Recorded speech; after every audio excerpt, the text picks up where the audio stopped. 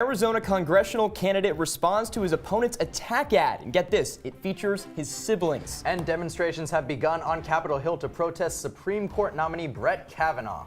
And a 13-year-old is in custody after threatening to open fire on a middle school right here in Syracuse. More details coming up. News Live at 6 starts right now. This is CitrusTV News Live at 6, your campus news leader.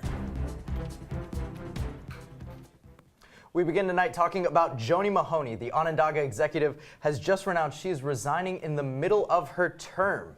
Yep, that's right. I'm Chris Venzon. Mahoney's served the county since 2007. She announced this morning that she's going to be taking a position at SUNY ESF starting in November. Citrus TV's Anthony Dabbundo is live at SUNY ESF to tell us more. Anthony, what do we know? Thanks, Elijah. Stunning news today in Onondaga County as County Executive Joanie Mahoney announced she's stepping down from her position as the County Executive before the end of her term. Now, her term isn't supposed to end until the end of 2019, but she announced today that she's accepted a position as the Chief Operating Officer of SUNY ESF. She's also accepted a role as the Special Advisor to the SUNY Upstate Medical University. Now, this decision came as a shock to many lawmakers today who said they had no idea Mahoney was even considering this option. However, after a discussion with Governor Cuomo over the coming weeks, she decided that today was the day she was going to announce the move. Deputy Executive Bill Fisher will take over today, and he will serve as the interim until they find a new replacement. All right, so what can we expect next from this whole situation, Anthony? What's the next step?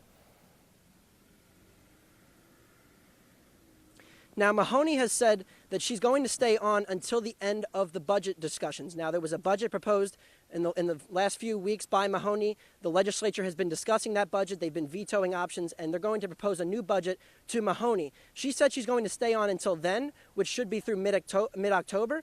After that, the county has to look and find a new replacement, and they don't plan to keep Fisher on for the entire length of the next year and a half until the end of the term. So they have to find a new replacement.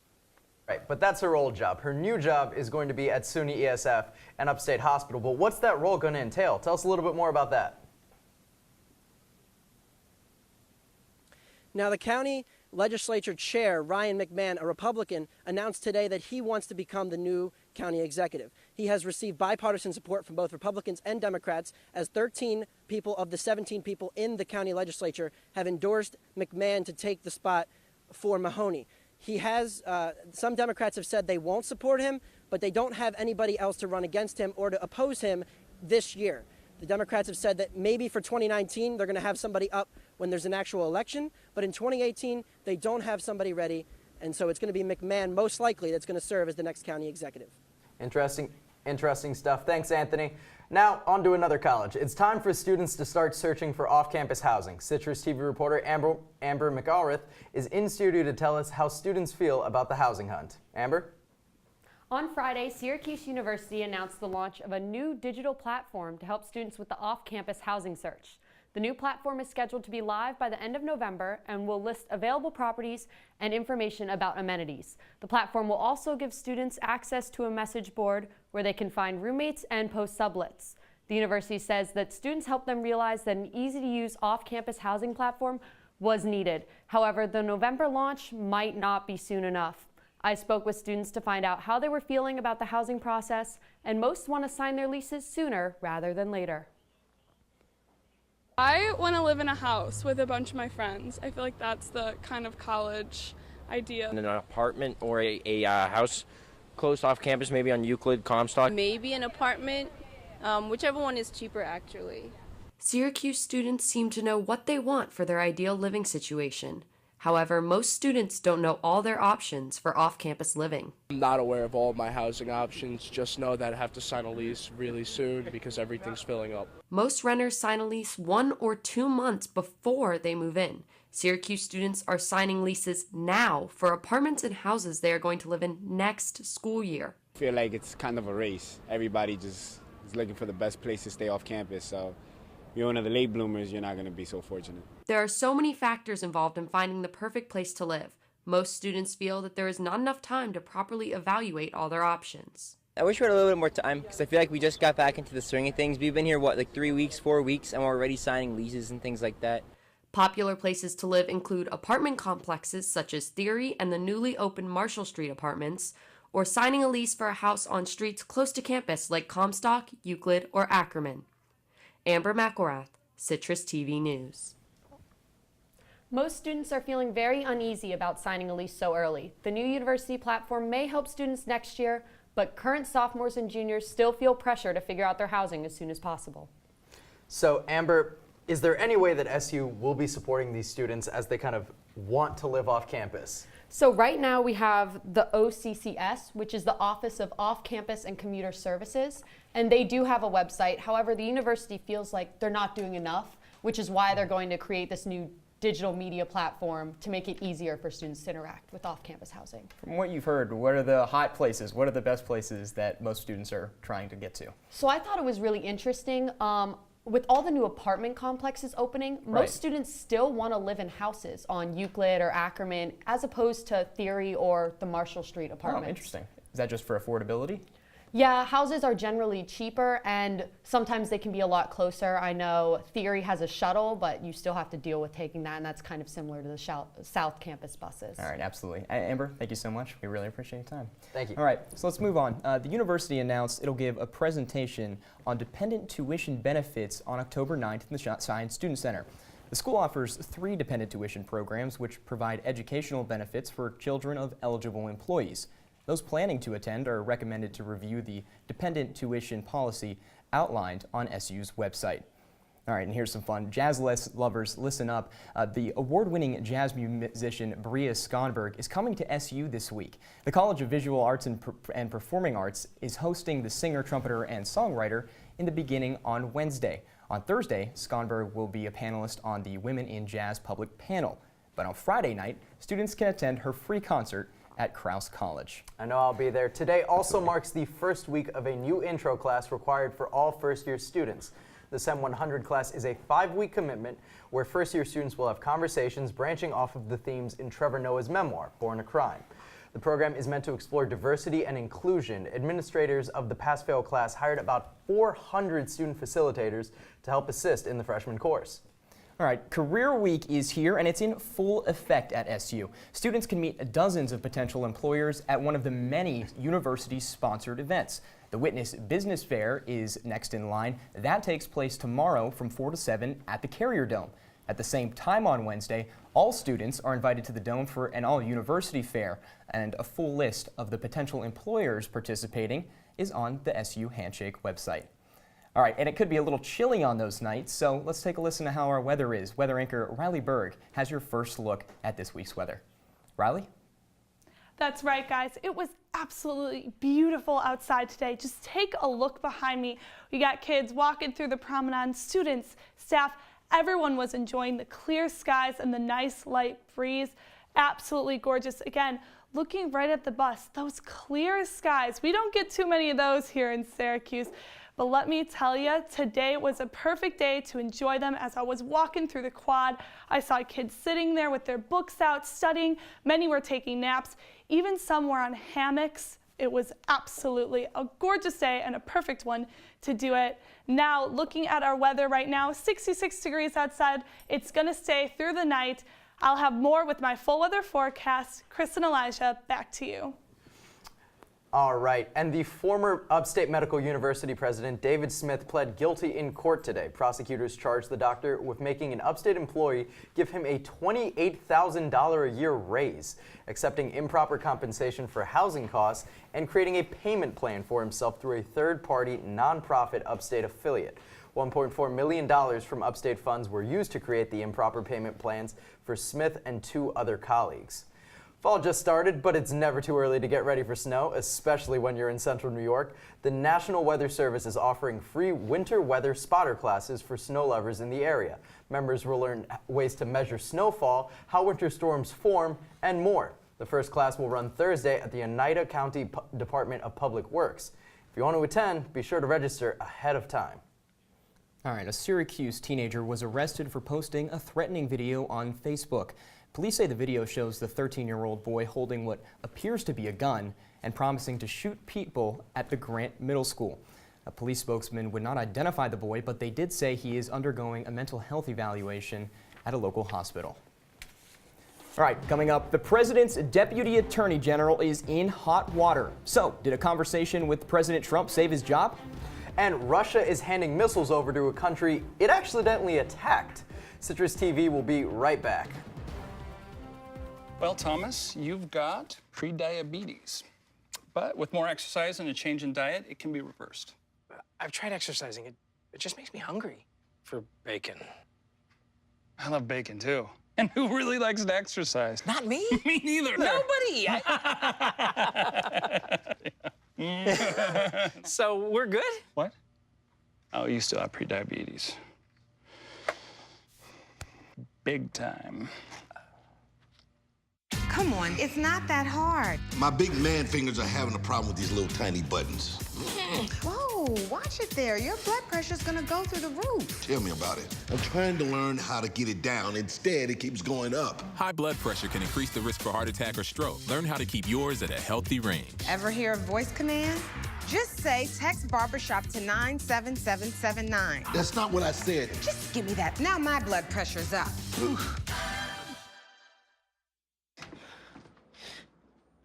Your daughter just had her first breakup.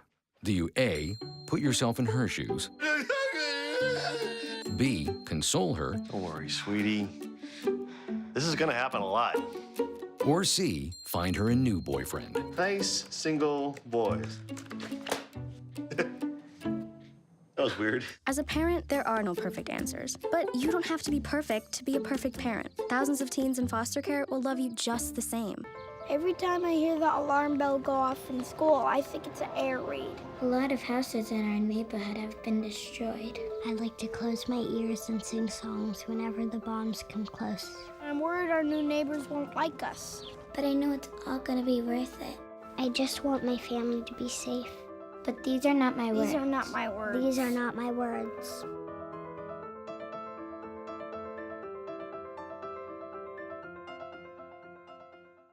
If you see news happening on campus, in Syracuse, or across the nation, call the Citrus TV Newsroom, 315-443-1177, or tweet at Citrus TV News, your campus news leader. Welcome back to Citrus TV News Live at 6. Let's dive into some politics. There's some confusion around Deputy Attorney General Rod Rosenstein's possible resignation or possible termination.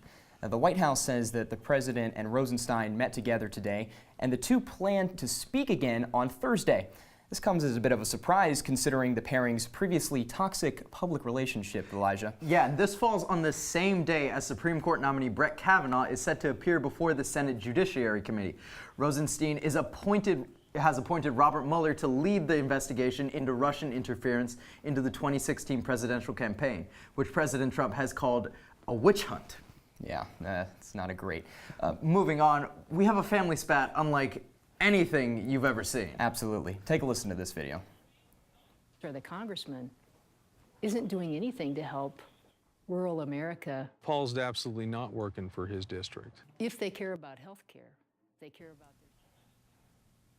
So, what you're seeing is a Democratic political advertisement attacking the Arizona congressional incumbent Republican Representative Paul Gosar.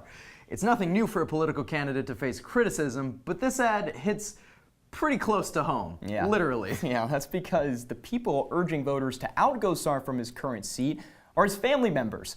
Gosar's responded to the ad since it released this weekend, rebuking his family. And he also mentioned that politics was never really an easy conversation around the dinner table, Elijah. I can only imagine what Thanksgiving was like. He says bizarre things like that. I mean, if you interview him, you know, you'll be hard-pressed to get a real coherent sentence out of him. Now, on to Capitol Hill. Protests have been raging all day in the wake of a second allegation of sexual impropriety against Supreme Court nominee Brett Kavanaugh. Citrus TV correspondent Michael Furnari is here with more details. Michael? Today, protesters marched at Capitol Hill chanting, "We believe Deborah Ramirez, we believe Christine Blasey Ford, we believe Anita Hill." These protests stem from multiple accusations, the latest from yesterday evening, when a second accuser of Supreme Court nominee Brett Kavanaugh came forward in a story published by The New Yorker. The second accuser, Debbie Ramirez, accused Kavanaugh of exposing himself to her at a party when Kavanaugh was a freshman at Yale, which would have been between 1983 and 1984. The New Yorker was not able to confirm with any other eyewitnesses that Kavanaugh was at the party, contacting dozens of classmates regarding the incident. Ramirez had hesitated to come forward because she blamed herself for drinking too much during the incident, but now says that she feels an obligation to speak up. Brett Kavanaugh has categorically denied her claim, calling the allegations against him smears. So far, little has changed in the wake of this new allegation. Kavanaugh has received universal condemnation from Democrats on Capitol Hill, while Republicans, from President Trump to Mitch McConnell, have rallied around confirming Kavanaugh. It appears that the lines of battle have been drawn on this appointee, and ahead of an eventful hearing on Thursday, this process will likely depend on whether or not Republicans are willing to unite, something they have struggled with for the last 2 years. All right, so Michael, what can we expect from this situation? The allegations, the coverage, the election, how will this all be impacted? Well, I think what you're going to see is that this has turned from an ethics investigation into an all-out political brawl. And with what we've seen from Mitch McConnell, with what he's been saying since Friday, it appears that Republicans are going to dig their heels in and make this a fight and turn it to a vote. Back to you guys. Thank you, Michael. Looking like quite the fight. The United Nations unveiled a new statue honoring Nelson Mandela today. The display followed the UN General Assembly and a peace summit honoring Mandela's work. Authorities imprisoned Mandela for nearly 30 years before fighting against the South African regime and the apartheid. He later became the country's first black president following his release from prison. The statue will be erected just a few months after the 100th anniversary of the late leader's birthday. All right, overseas in Russia, Moscow is planning to improve Syria's air defense. Last week, Syria accused the Israeli Air Force of shooting down a Russian warplane. The Kremlin also says the military advancement is intended to increase the safety of the Russian military after that attack. 15 Russian servicemen were killed in that attack. It was the worst case of friendly fire between Syria and Russia since 2015.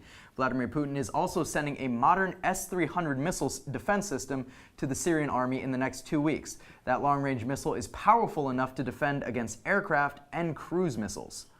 In Nicaragua, a teenager has died that is the victim of crossfire during yesterday's protest. A statement from police said that a 16-year-old Max Andres Romero was killed in crossfire as anti-government protesters began throwing rocks at homes. Yeah, the protest started in April over a former government plan to cut Social Security pensions. Reports claim that over 320 Nicaraguans have died in protests, including 21 police officers and 23 children and teenagers. Okay, when we come back, it's officially fall in Syracuse and temperatures are dropping. Your full weather forecast coming up next. Adventure can be found anywhere, but the best place to start is in the forest. I spy something beginning with S. Snow? No. Snow-covered trees. Nothing to do with snow. Head outside to discover incredible animals and beautiful plants that come together to create an unforgettable adventure. Wow. So grab your loved ones. Don't even. And explore a world of possibilities. Come on, this way. Visit discovertheforest.org to find the closest forest or park to you. You've messed up your son's haircut. Mom? Do you A, try to fix it? Like it never happened. B, work with what you got? Or C, show solidarity? Thank you, baby. As a parent, there are no perfect answers. But you don't have to be perfect to be a perfect parent. Thousands of teens in foster care will love you just the same. From the CitrusTV Weather Center, this is SU's most accurate weather forecast. Well, let me tell you guys, those sunny Syracuse skies are not here to stay. You ought to bring an umbrella with you tomorrow. Looking at our daily planner, it's going to be about 57 around 9 a.m. Not warming up as we get to noon, about 61. Only warming up slightly as we get to 6 p.m. at 69 degrees. Recommending layers tomorrow, and like I said, bring your umbrella with you. And moving into temperatures around central New York, highest is going to be in Rochester at 75 degrees. Then looking into the rest of central New York, we see pretty much high 60s to low 70s. Cortland 68, Binghamton 66. Have a typo at Syracuse. Like I said, 69 for a high. Rome 65, Fulton 70. And looking at our 5-day forecast, tomorrow, like I said, lots and lots of rain. So if you need to study for those exams, no need to worry about being distracted by sunny skies. It's not happening for the rest of the week. Moving to Wednesday, unfortunately, lots of thunderstorms. Please be careful when you're walking outside. Do not get hit by lightning. 75 for a high, 49 for a low though. Dropping down, you're definitely going to want to bring out that onesie when you're sleeping on Wednesday night. Moving into Thursday, 65 degrees for a high, 51 for a low. Again, clouds and showers. Friday, nice weather, 70 degrees for a high, 49 for a low. And Saturday, 68 for a high, 54 for a low. That is all for your full weather forecast. Chris and Elijah, back to you. All right, guys, thanks. Let's take a listen to Jonathon in sports. All right, Chris, coming up in sports, SU football is 4-0 for the first time in nearly 20 years. Plus, the men's soccer team looks for a bounce-back win tonight against Colgate. Stay with us. Look at you. You're at the top of your game. You're unstoppable. Nothing can throw you off track. Wait, is that your car? Uh-oh. Yeah, I saw that coming. That will throw you off track. You're looking at around 10 grand in fines, legal fees, and increased insurance rates. Let's try this again. Smart move. Because buzz driving is drunk driving.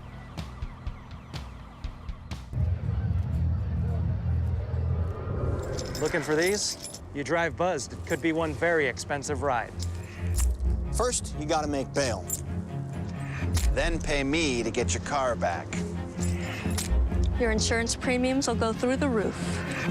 And my legal fees just keep adding up. All told, it could end up costing you $10,000. Buzzed, busted, and broke. Because buzz driving is drunk driving. There's one thing you can never have sex without. It's not something you buy. Or something you take. In fact, there's only one way to get it. It has to be given to you, freely. It's consent. Because sex without it isn't sex. It's rape. Consent. If you don't get it, you don't get it. It's on us to stop sexual assault. Learn how and take the pledge at itsonus.org. It's a beautiful day out here. Sunny today with light breezes, giving way to clouds in the afternoon. We could see some light precipitation to moderate precipitation later on, followed by powerful storm-like conditions. 90 miles per hour winds are expected. Authorities are asking everyone, stay indoors. Come on, that's it. Let's go.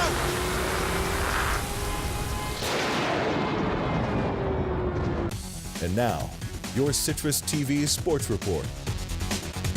Welcome back. I'm Jonathon Hoppe. The good times just keep on rolling for SU football. Against Florida State, Syracuse improved to a perfect 3-0 for the first time under Dino Babers. On Saturday, the Orange tried to make it 4-0 for the first time since the 90s.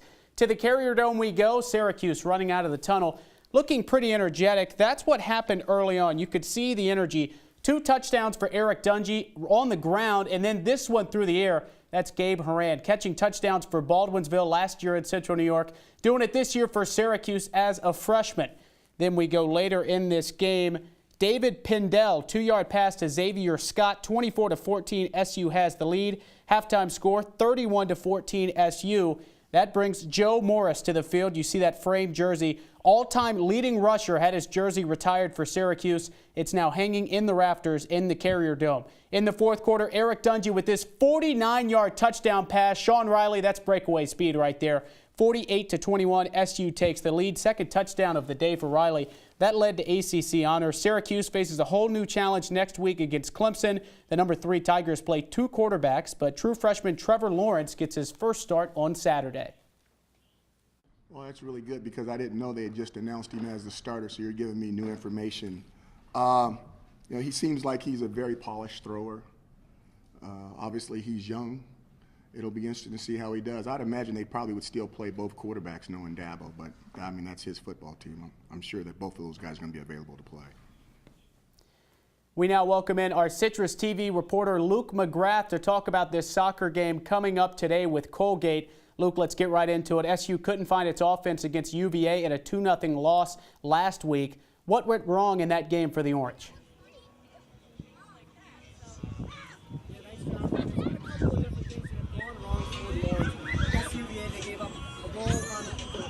was beforehand and for the first 5 minutes coming out of that. There's been a couple of mental errors so far for the Orange, and 4 of the last 5 goals conceded by the Orange have come off restarts, which has been a major problem so far for the Orange. And the other thing is they only got 1 shot in the first half. They ended up outshooting the Cavaliers 10-7. Most of those opportunities came real late in the game when it was full out attack mode for the Orange, and they did get some good chances at the crossbar, but ultimately we were just unable to finish when it counted most. All right, Luke, a chance for Syracuse to change that up today against Colgate and pick up a win. What can we expect in that matchup today? Yeah, this is a really solid Raiders team. They just received votes in the most recent United Men's Soccer Bowl. They're 4-1-3 on the year, but they've actually only scored 9 goals so far this season, so it's been a very stout defensive effort. Jacob Harrison net with an 83% save percentage, and they're allowing just 0.8 goals per game. So something that's going to have to be a big focus for the Orange this year is getting men forward, and one thing that's going to help tremendously is if Tajon Buchanan sees up today for the Orange. He's been out ever since the game against Notre Dame with a leg injury. Right now he is dressed. We've gotten a lot of will sees from the players walking out, so he's a game time decision as of right now. He'll be a big factor in tonight's game against Colgate. All right, Luke, thanks so much. We'll be sure to look for your coverage tonight on the Citrus TV Sports Twitter page. Elsewhere, huge news in the golf world. Tiger Woods is back in the win column. First time since 2013. Woods won the PGA Tour's final event of the year on Sunday in Atlanta. No time to celebrate, though. Tiger leads the American field in the Ryder Cup this week. The 42nd playing of the event gets started on Friday in Paris. Yeah, perhaps the biggest event in sports, at least for golf, in the last 10 years. Can you put into perspective how huge and exactly what the scene was like? Well, if you think about it, fans were all over the place and really cheering on Tiger Woods. It was nuts. Yeah. He's like a rock star. Well, you saw him going all the way down. Well, Jonathan, we really appreciate your time. All right, Thank you so much. We'll be right back. Thank you. Stay with us.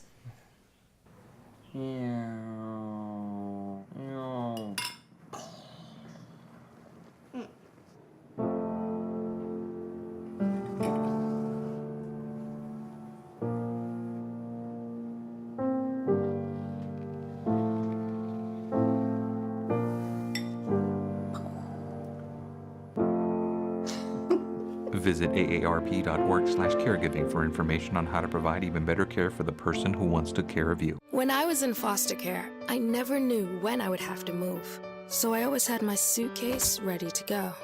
Then one day I was adopted. My new parents opened their hearts and home to me. My parents cook my favorite breakfast for me every morning. My parents take me on trips I never thought I would go on. They gave me a home and an even better reason to use that suitcase.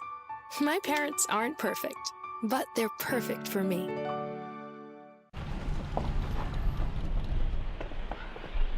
Got a quarter?